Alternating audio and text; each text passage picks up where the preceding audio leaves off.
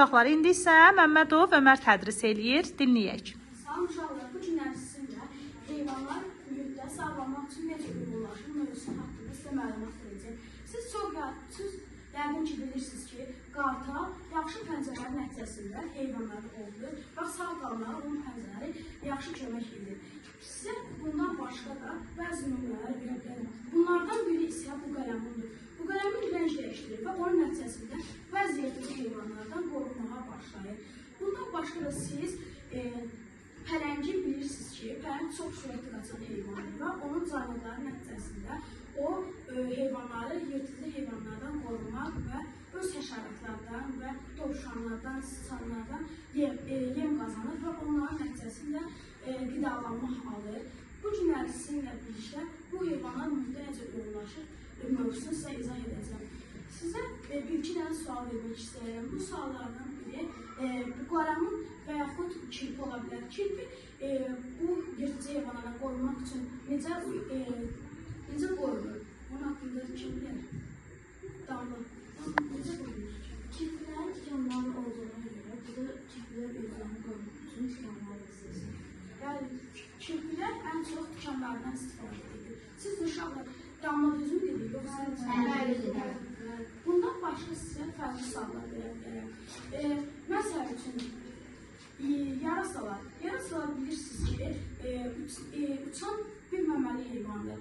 Onu qorumaq üçün ən çox işıqsız ərazilərdə qalır. O işıqa çıxmır. Çünki həm o işıq xoşlanmır və yırtıcı heyvanlardan qorumaq üçün o işıqsız yerlər daha çox önəm verir. Sizə tısbağa haqqında da məlumat verir. Kim tısbağa haqqında məlumat verir? Yunus verir. Tısbağaların sürəşi o qabıqlara görə, onların qabıqları bərk olur, onların qabığı onu qoruyur. Uşaqlar, sizə Yunus düzmü verir? Sizə artıq bu siz yəqin ki, heyvanlar mühitdə necə uyğunlaşır mövzusunu bildiniz, eləmi? Sizə motor misalları üçün keçmiş suallardan da vermək istəyirəm. Bunlardan biri səs bir-birindən necə fərqlənir sualı olacaq. Kim bu səs bir-birindən necə fərqlənir mövzusu bilir? Səs cümlüğünü bilirsən, desibeldir. Onlarda təyyarənin səs cümlüğü necə desibeldir? Səs cümlüğü vahidi desibeldir. Əsasən təyyarənin cümlüğü vahidi, yəni ki, desibeli 120-130 desibeldir. Uşaqlar, sizə mənə düzmü deyil? Sonra, uşaqlar, sizlə hers aralığı, yəni herslər, neçə hers və neçə hers aralığı ola bilər? Kim qazanmışdır? Kim ayıdır?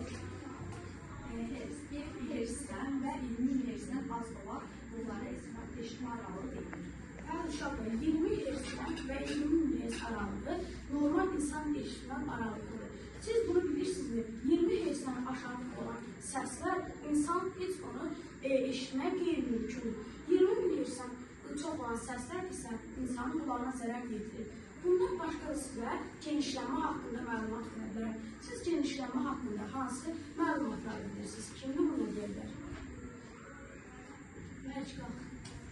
Sən yəni ki, genişlənmə haqqında dedikdə istilik genişlənməsi deyirsən. Biz məsəl üçün yayda və ya qışda müayinələrə görə bilərik. Qışda onlar çox düz olur, amma yayda onlar genişlənək aşağı doğru hərəkət edirlər. Uşaqlar, sizə mərc düzmü deyil?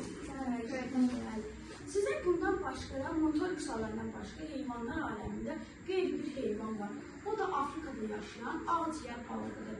O palçıqlı sularda olur və onlar bilirik ki, balıqlar qəlsəmələrlə nəfəs ala bilir. Ancaq bu balıq bütün balıqlardan fərqli olaraq həm ağciyər olur, həm də qəlsəmələr olur. Və bunun nəticəsində bu çox balıqlardan fərqlənir və burada da nəfəs ala bilir.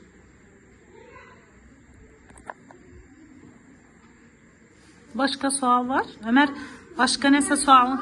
Ömər o qədər gözəl izah eləyir ki, mən istəmirəm ki, Ömər dayansın, yəni belə. Əhsən Ömər sənə. Aha, aha.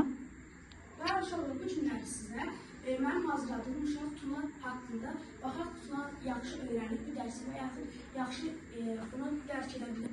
Tuna, qalx. Sən mənə davranış uyğunlaşması haqqında məlumat ver.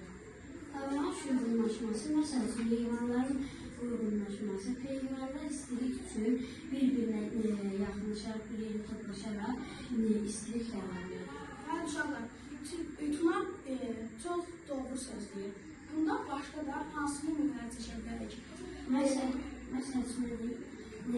üçün, kaktüs, su azalmasın deyə şamları bunlar. Xeyr, uşaqlar, o quruluş uyğunlaşmasıdır. Davranış uyğunlaşması isə quruluşdan çox fərqlidir. Quruluş uyğunlaşması kaktüs, sən düz deyirsən quruluş, ancaq mən sizə davranış uyğunlaşması deyirəm. Bundan başqa istəsələr bir sual vermək istəyirəm. Maskalanma nəyə deyilir? Maskalanma məsəl üçün bəzi heyvanların dərinləri fərqli olur, biz maskalanmaqdır. Bəli, yəni sən demək istəyirsən ki, biz görürük ki, yarpaq böcəyi kimi bir böcək var. Ona oxşar, o çox yarpağa oxşar və bu da maskalanma adlanır. Bundan başqa da arılara oxşayan milçəklər də vardır. O milçəklər arılara oxşadığı üçün biz onlardan qorxuruq. Yox, onlar hiss edirlər ki, o yırtıcı həşəratlardan qorunmaq üçün özləri maskalanmış kimi özlərini qoruyurlar. Uşaqlar, dərs haqqında